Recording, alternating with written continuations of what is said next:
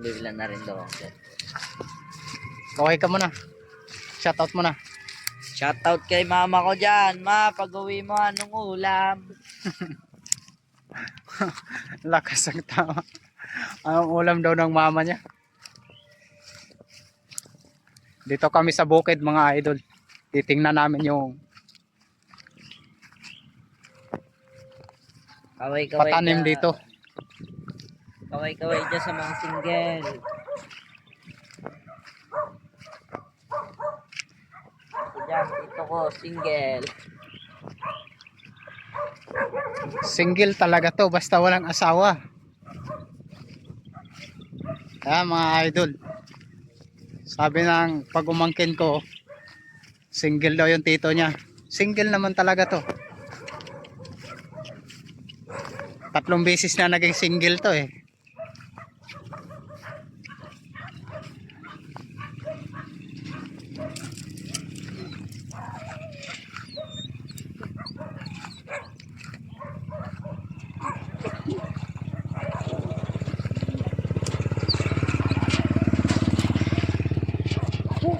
Ang ganda ng view dito mga idol. Talagang nasa bukid talaga. Kaya shoutout po sa inyo.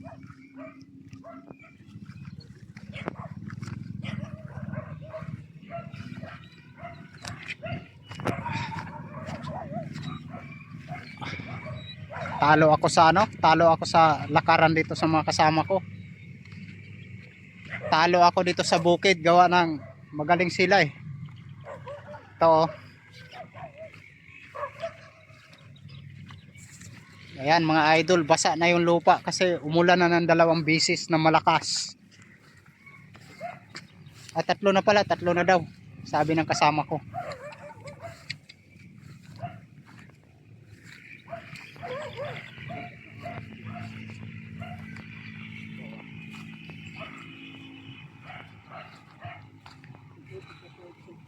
Dito mga idol, tataniman na naman to ng palay.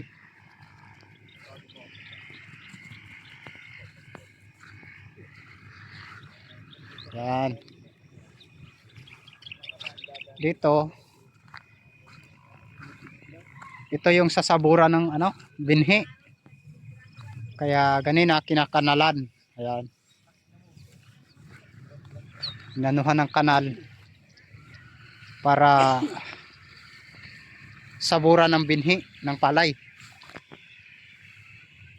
Hindi ako marunong umano sa pilapil mga idol eh. Hindi ako marunong maglakad sa pilapil, lalalaglag ako eh.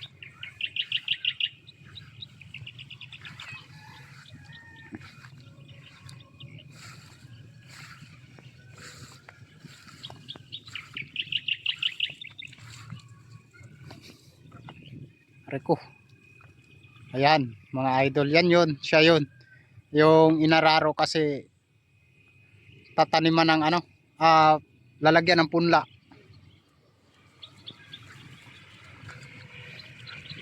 Swerte na to, gawa ng basa na yung lupa kapag tanim na ng maayos. Kaya shoutout po sa lahat mga idol. Pa-like naman, comment at share na po. No? Ganon din po sa ating YouTube channel. Makikita din po to sa ating YouTube channel. Pa-like, comment at share. Ayan. Ganito lang naman tayo talaga mga idol. Kapag galing tayo sa trabaho, punta dito sa bukid. Ito yung pinaka-factor ng trabaho natin. Kaya shoutout po sa mga magsasaka dyan. No? Lagi po tandaan natin mga idol, ang pagsasaka po ay isa sa pinakamarangal na trabaho. Dahil alam naman po natin lahat